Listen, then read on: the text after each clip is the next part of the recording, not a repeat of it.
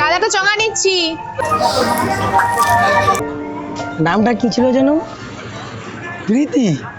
তোর স্কুলের ডাক নাম ইঁদুর ছিল না? স্কুল থেকে বেরোনোর পর 7 থেকে 8 বছর পর তোর সঙ্গে দেখা হলো। তারপর কেমন আছিস?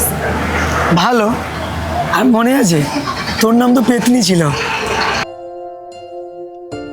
সত্যি বলতে দিনগুলোকে যদি আবার ফিরে পেতাম। স্কুল লাইফটা খুব ভালো ছিল বল। বলছি চঙা খাবি? দে। না তুই বেশি নিয়ে নিবি। জল ছবি, রং মশাল, স্কুল ছুটি। তোর বিয়ে হয়ে গেছে? হ্যাঁ এই জাস্ট 1 বছর হলো। রূপকথার পায়রাদের গল্প। জানিস তো তোদের সেদিনের ফেয়ারওয়েলের ছবিগুলো দেখে খুব মন খারাপ হয়েছিল। তোরা সেদিন খুব মজা করেছিস। বন্ধু চল।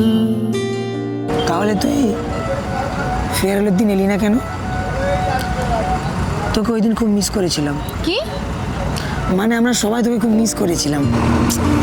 আর বলিস না, বাবার হঠাৎ করে ফেয়ারওয়েলে 2 দিন আগেই কল এলো যে বাবার চাকরিটা ট্রান্সফার হয়ে গেছে। তাই তো আসতে পারলাম না। ওই ঝালমুড়ি। দিন অপেক্ষায় ছিলাম। কি? মানে আমরা সবাই তোর অপেক্ষায় ছিলাম ওই দিন।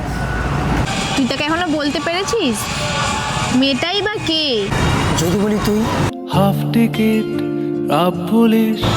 আমি? আরে মানে বলতে চাইছি যে তুই আর কিছু খাবি? তারও তোর মতো বিয়ে হয়ে গেছে।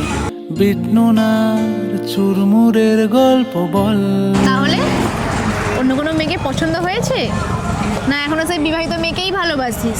একটা খুব সুন্দর কথা আছে জানিস তো, প্রেমিকের চোখে প্রেমিকা কখনো বিবাহিত হয় না, সবসময় সারা জীবন তার ভালোবাসার মানুষ হিসেবে রয়ে যায়। বন্ধু চল।